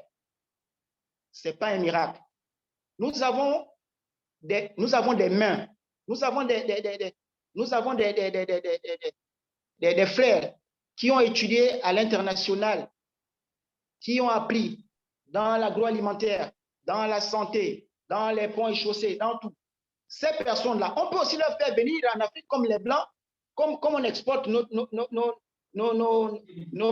matière grise. Donc, on peut aussi, à l'avenir, aussi leur faire venir pour construire notre pays. Il ne suffit pas seulement d'aller construire chez les autres, mais attirons au sortir de là nos frères qui ont eu la connaissance à l'occidental de venir développer nos pays. Il y a un monsieur béninois, pour terminer, qui a construit un robot assisté par l'intelligence artificielle. Et ce robot-là opère comment on appelle ça, les personnes qui souffrent d'hémorragie crânienne. Vous voyez que c'est déjà une innovation pour, n'est-ce pas, endiguer ces problèmes-là. Donc, je ne veux pas aller trop loin. Ce n'est qu'une pavée que j'ai lancée dans la mare afin que tout le monde puisse, n'est-ce pas, réfléchir pour que nous trouvions des solutions pour sortir notre maman Africa de cette maladie qui ne semble pas s'améliorer, qui est la pauvreté et la précarité du continent africain. Je vous remercie. Bravo, merci beaucoup. Merci, merci, merci. Très belle intervention, très pertinente. Merci pour... on a bien fait de vous attendre. Nous devions entendre cela ce soir. Merci vraiment. Je vais émettre un commentaire. Le commentaire que je vais émettre, c'est dire toutes les idées que vous avez apportées, mettons-les quelque part pour nous référer à ces idées tôt ou tard. Cela est important. Et par ailleurs, comme dirait ma marraine Amazon Awa, on ne refait pas la roue. Donc, il y a certainement des dysfonctionnements d'organisation qui existent, mais nous devons reconnaître que les pères fondateurs de l'Afrique avaient déjà un agenda très futuriste. Si nous essayons de nous pencher sur ce qu'ils avaient prévu, qu'est-ce qui s'est passé entre-temps? Quelqu'un a vu la grandeur de l'Afrique, quelqu'un a vu ce que nous représentions et a sûrement dévié quelque part, nous a fait dévier quelque part, mais il nous appartient surtout aux jeunes de dépoussiérer tous ces programmes plutôt que de recommencer quelque chose. Et dans le cadre de On Passive, j'ose dire un mot qui est la bénédiction, si vous m'autorisez. C'est une bénédiction, c'est quelque chose qui ouvre les yeux et j'encouragerais vraiment beaucoup les jeunes à se pencher sur les documents fondateurs de l'Union africaine. Tout est dedans. Toutes les institutions existent déjà. Mais où est-ce que nous allons avoir le créneau pour pouvoir implémenter ce qui est dedans? C'est maintenant l'approche de On Passive et je rejoindrai notre frère Franck Jérôme en disant, c'est dans l'esprit que nous allons agir. Ce que nous avons reçu de On Passive, nous devrions aujourd'hui l'apporter aux membres de nos administrations, qu'ils deviennent partie prenante de On Passive, aux membres de l'Union africaine, qu'ils soient membres de On Passive, parce que c'est un autre esprit, c'est une autre approche du développement. C'est une autre façon de pouvoir mettre en place tous les... Ils existent, moi je vous les garantis, je les ai vus, que ce soit dans tous les domaines qui concernent le bien-être de l'être humain. Tout ça existe, mais il est possible que nos dirigeants actuels aient les mains liées, d'une part, parce que spirituellement, ils n'ont pas eu la vision de H. Moufaré. Financièrement, ils ne savent pas comment se débrouiller. Peut-être le moment est venu, mais ici, ce n'est pas la plateforme. La fois passée, nous avons parlé de politique et on s'est dit, nous ne pouvons pas apporter toutes les transformations que nous invoquons sur cette plateforme si nous ne nous intéressons pas à la politique, parce que sinon, c'est elle qui s'intéressera à nous. Parce qu'on peut avoir toutes les bonnes idées qu'on veut, mais pour pouvoir les mettre en place, il va falloir passer par ceux qui décident, par ceux qui vous permettent de les mettre en place. Et c'est pour cela que peut-être notre mission, comme je vous l'ai dit tout à l'heure, est d'approcher ces personnes qui sont en position de pouvoir et de leur dire, il y a peut-être un moyen d'y arriver, la solution pourrait être On Passive. Qu'est-ce que vous diriez de venir écouter ce qui s'y dit? Qu'est-ce que vous diriez de venir voir comment est cette famille On Passive? Donc, je voulais juste compléter ça après cette présentation. Oawa, vous êtes là? Pardon, Francine, avant de passer la parole à Oawa, je voulais revenir sur ce qu'a abordé aussi le leader Amadou. Il a bien dit, il nous faut une organisation, il faut s'organiser. Mais nous n'allons pas forcément partir sur une organisation à l'échelle continentale, parce qu'il faut voir la dynamique. Je vais prendre l'exemple aussi palpable du courant électrique. plus le câble est long, plus le courant perd d'intensité aussi longtemps qu'il est en déplacement. Donc, ce qu'il y a lieu de faire, c'est de segmenter. Et la segmentation, elle est déjà faite. Si nous avons des fondateurs au Sénégal, nous avons des fondateurs au Cameroun, nous avons des fondateurs au Rwanda, au Gabon, en Guinée, en France et autres, et qui défendent donc, qui partagent la vision. Alors, si ces fondateurs, par rapport à leur localisation, qui constituent un maillon qui va adhérer donc à la chaîne des valeurs de notre organisation, même si nous avons des dénominations différentes, mais que cela devienne un collectif, donc la dynamique serait plus forte. Et on peut créer une coopérative au niveau du Sénégal qui partage la même vision, et la même coopérative qui est créée en RDC, la même coopérative est créée, je ne sais pas où, à Sao Tomé, mais sachant que ces coopératives, en tant que personnes morales, font aussi partie donc, du réseau. Puisque On Passif en soi, c'est un réseau.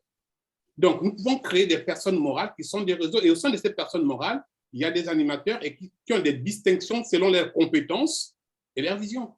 Et là, on va augmenter l'intensité même du rendement.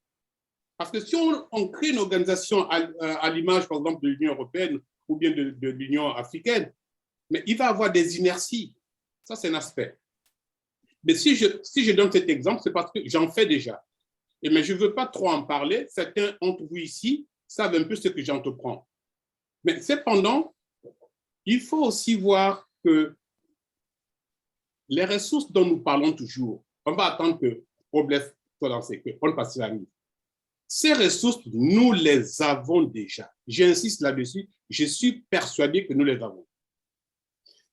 Ce qui est important, c'est l'approche par laquelle nous devons aborder le lancement de nos activités. Donc, quand nous allons voir l'emboîtement et la complémentarité des compétences de chacun, si nous avons déjà un ingénieur, comme l'a dit le leader Emmanuel ici, est-ce que nous irons encore chercher un ingénieur qui coûterait plus cher alors qu'un ingénieur du réseau coûterait à un prix communautaire? Voici la vision qu'il faut avoir.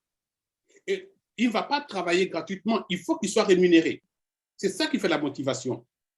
Et maintenant, dans le sens, par exemple, de la banque, on n'a pas besoin de... je ne dis pas qu'on n'a pas besoin d'une banque, mais on peut déjà partir sur des modèles communautaires. Ici, en Allemagne, il y a des banques qui sont des coopératives. Et c'est des banques puissantes. Et on peut le faire chez nous. Une petite coopérative, on sait, bon, toi, tu es financier, d'accord, on va faire une microfinance. Tout le monde va... enfin, ceux qui sont au Sénégal sont clients de cette microfinance. Ceux qui sont au Cameroun, pareillement. Et donc, en ayant cette structure qui sont dans chaque pays et qui sont dans la charte du réseau, sachant que nous avons tous le même état d'esprit que nous avons ici au sein d'On Passif, je vous suis vraiment certain que ça va réussir. Il n'y a pas d'émergence là. Ce qui est important, c'est l'esprit que nous avons déjà ici. Cet esprit est un facteur très déterminant. Les ressources et les moyens et l'intelligence et les compétences sont réunis. Ça nous de mettre ça en œuvre. On est en train de faire le puzzle. J'ai dit la dernière fois que le puzzle est en train de se mettre en marche. Donc, ne soyons pas alarmés, soyons sereins, continuons à émettre des idées, mais que chacun, quand il se retire après le séminaire ici, qu'il note son idée, sa petite idée. Il ne faut pas qu'il la sous-estime. Parce que la petite idée que vous avez, que vous croyez être petite là, peut être la clé d'une grande idée. Donc, notez ce que vous faites. N'attendons pas qu'on revienne nos demandes à la Lyon de la Teranga. Oh, Awa, qu'est-ce que tu as noté la dernière fois? Non, que chacun note son idée à la maison. Et qu'il ne se gêne pas, qu'il vienne présenter l'idée. Et que ceux qui entendent ces idées-là apportent des compléments. Ils vont même en chat privé pour dire, mais l'idée que tu as faite là, tu peux me l'expliquer. C'est ça qui va déclencher. Mais dans l'organisation, n'attendons pas qu'on crée une organisation à l'échelle de On Passif. Créons déjà dans chaque pays des coopératives qui vont être dans un réseau. Et ces réseaux-là, on a l'esprit d'On Passif. Ce n'est pas difficile. C'est faisable même aujourd'hui. J'ai créé une coopérative au Bénin. Je viens de créer une deuxième au Gabon. Je suis en train de créer une troisième au Sénégal. D'ailleurs, je suis pour parler avec la RDC. Je ne me suis pas déplacé. Mais la volonté, nous l'avons. Donc, ça peut se faire. Maintenant, autre chose, c'est que n'attendons pas non plus de faire des choses qui, pour nous, parce que ça a un coût moindre et que c'est important, mais que ça a un coût très élevé, c'est important. Non. Ce qui est important, c'est l'importance que vous accordez à votre idée. Vous pouvez vendre la meilleure idée du monde à 100 francs et l'idée la plus idiote du monde à 1 milliard. Mais la façon dont vous apportez l'idée et que vous la vendez, c'est ça qui est important. Donc, n'attendons pas non plus qu'on ait un grand salaire. On peut mettre des coopératives en disant on va mettre 1000 francs CFA. C'est le nombre et la volonté qui fait. Et que ceux qui peuvent mettre 1 milliard, qu'ils mettent. Celui qui met 100 francs, il met. Mais nous sommes tous des coopérateurs de ces réseaux de coopératives. C'est ce qui est important. Merci bien, Franck. Oawa, est-ce que vous êtes dans la salle? Est-ce qu'on peut Je suis là, mais je suis vraiment malheureuse parce que je n'ai pas pu suivre toute l'intervention du Saoudien et je suis en train de lire les commentaires et sur le chat et ce que Franck a dit, je vois que c'est très important, mais ce n'est pas grave. Je me rattraperai en regardant l'enregistrement. Donc, tu n'as qu'à continuer la modération, Francine. Je pense que nous sommes en train de déborder sur l'heure. Est-ce qu'il y en a parmi nous qui voudraient joindre? Non, l'heure, c'est 20 h. Bon, l'heure, c'est 20 h. Ouais. J'ai une idée globale de ce que le Saoudien allait dire. Mais ce que je pense seulement, c'est qu'aujourd'hui, le débat d'aujourd'hui là est très important. On a... bon, OK, on parle beaucoup, ça c'est très africain et on agit peu parce qu'on n'avait pas les moyens. Voilà. Maintenant, même, il y a des gens aussi qui agissent avec le peu de moyens qu'ils ont, non? Il y a des gens qui agissent, chacun dans son coin, chacun dans sa zone, chacun dans son quartier. Maintenant, on est en train d'essayer de mettre tout ça en commun. Peut-être que quand on va venir la prochaine fois, il y avait... Est-ce qu'elle a parlé pendant que je n'étais pas là? Hélène Gom, elle était là. Elle a un projet d'orphelinat. Elle voulait nous entretenir de ce sujet-là. Voilà, chacun d'entre nous, comme on avait dit grâce la dernière fois à son projet qu'il a mis dans son tiroir. Quand Joseph Talla dit sortez-les du tiroir et poussez-les et vous pouvez les réaliser. Maintenant, là, on a aussi des gens qui sont compétents. Et, ben, vraiment, c'est cette communauté de compétences qu'il faut mettre ensemble. Parce que, bon, si on n'était pas venu aussi pour parler des projets, on n'allait pas savoir ce qu'on allait faire. Il fallait au moins commencer aussi avec les idées qu'on a pour le faire. Il y a une dame qui est là dans la salle, Francine, et elle s'appelle Mathilde. C'est une dame de fer, pas à l'instar de Margaret Thatcher, mais une dame de fer qui fait du bon travail. Et j'aurais bien aimé tout à l'heure qu'on lui donne la parole. Maintenant, je ne sais pas le Saoudien, je vois qu'il a levé la main. Est-ce qu'on laisse la dame de fer parler Mathilde a le micro. Mathilde a le micro. Mathilde, vous avez le micro, s'il vous plaît. Le Saoudien, donne à Mathilde un peu et après tu vas parler, s'il te plaît. Je ne vois pas Mathilde. Comment ça fait que je ne la vois pas? Je suis là. Je suis ici. Comment ça va? Elle est là, Awa. Ah là là, ma chère Mathilde. À côté de moi, à côté de moi, à côté de moi. Je ne vois personne. OK, je la vois maintenant. OK, merci, merci beaucoup. Merci tout le monde. Je ne pense pas que cette description est vraiment pour moi, mais je vais le prendre. Alors, je parlais beaucoup d'anglais. Je m'excuse. Si je dis quelque chose en français et vous n'avez pas compris, vous pouvez m'écrire à inbox et puis je vais vous expliquer. Alors, je vous aime tous. Je vous aime vraiment, vraiment énormément. Que tu sois en Occident, que tu sois en Amérique, que tu sois en Afrique, tu es bien aimé au plus profond de nos cœurs. Parce qu'on est ici pour une cause et on va défendre cette cause jusqu'à la fin. Alors, d'abord, je m'excuse, ça c'est la deuxième séance que je viens d'assister. Depuis que vous avez commencé ça, j'étais en voyage. Mais je vais vous donner un témoignage extraordinaire. La fois passée, j'avais levé ma main pour dire merci à nos bébés là qui est extraordinaire, qui a été élevé par les parents spéciaux, Constantin, mais je n'ai pas eu la chance, somehow, je n'ai pas pu parler. Mais il y avait tellement de Burundais qui ont dit merci de ma part. Alors, je vais mentionner une seule chose que j'allais mentionner là-dessus, et puis on va avancer parce que je vois il y a tellement beaucoup de gens qui ont levé les mains. Il faut absolument, quand j'ai vu le Constantin, j'ai automatiquement pensé comment je peux faire mon propre bébé, mes enfants à moi, les Constantins. Pointer à la ligne.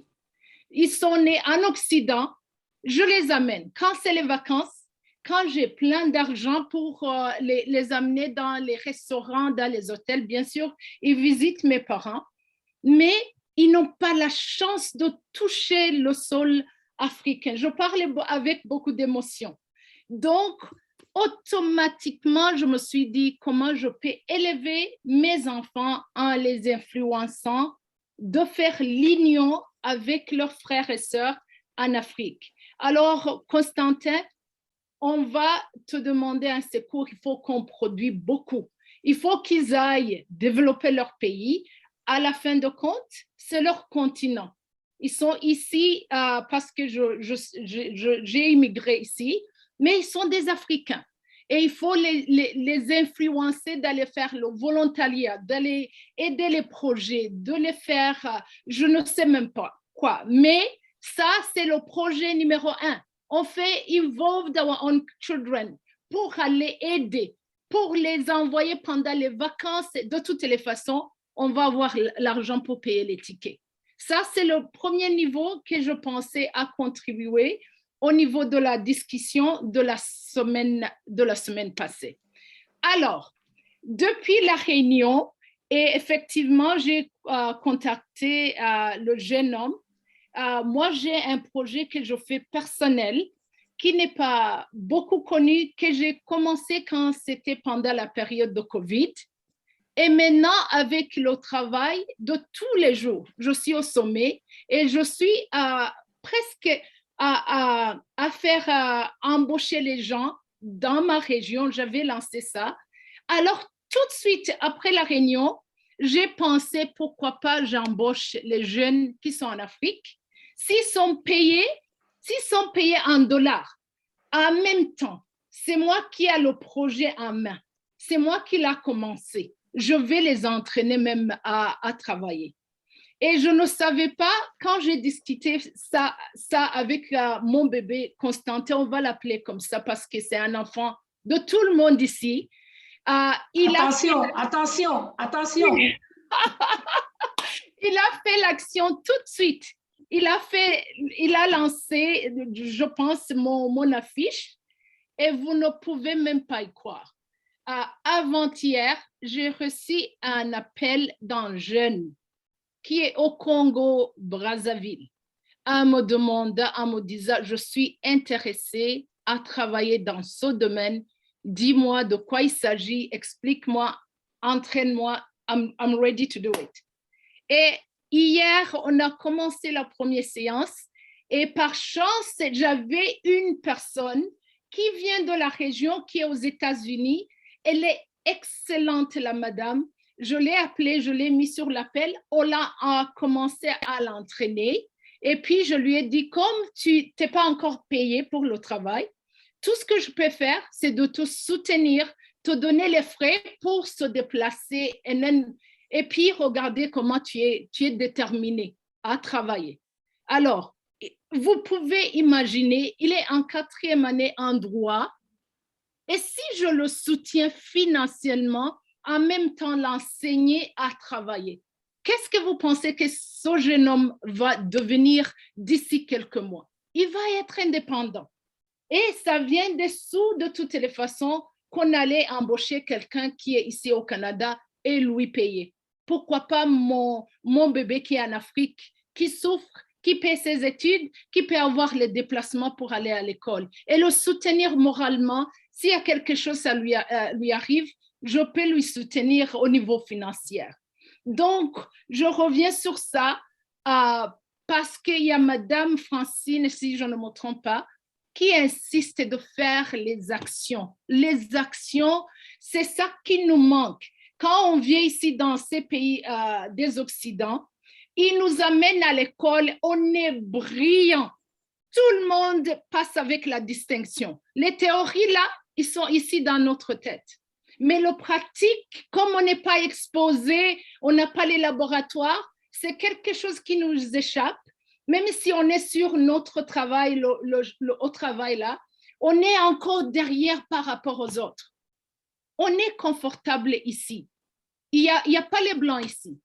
Passons aux actions petit à petit à ton échelon, comme tout le monde y mentionne. Et d'ici la semaine prochaine, viens avec une idée de ce que tu as fait comme action et puis voir ce que ça va donner le résultat. Maintenant, j'ai contacté Constantin. Constantin l'a mis sur ses réseaux et il y a quelqu'un qui m'appelle et il est embauché. Tu vois comment ça marche? C'est simple. C'est simple comme le monsieur vient de mentionner, qui vient de parler avant moi.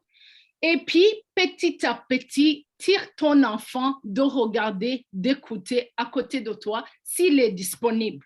Et comme ça, ça va les aider de voir ce qu'on aime et ils vont commencer à aimer et aussi et nous suivre. Donc, je soutiens absolument l'idée de l'action de Francine. Ce qui va vous étonner, il y a quelqu'un qui a affiché un couple au Cameroun qui produit les liqueurs. Moi, j'ai regardé sur le développement, la vidéo, je les regarde. Je savais quelqu'un qui peut acheter en grande quantité.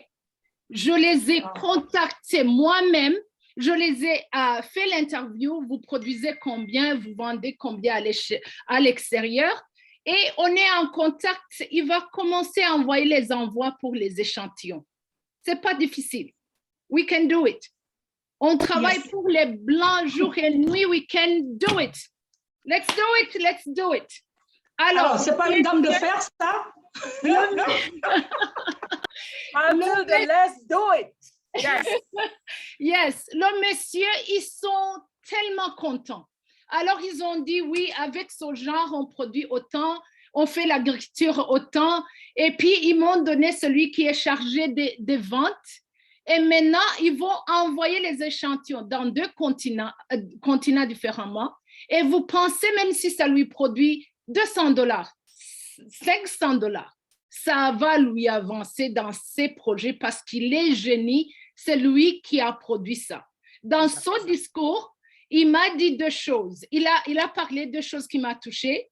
Il a dit seulement 2 machines avec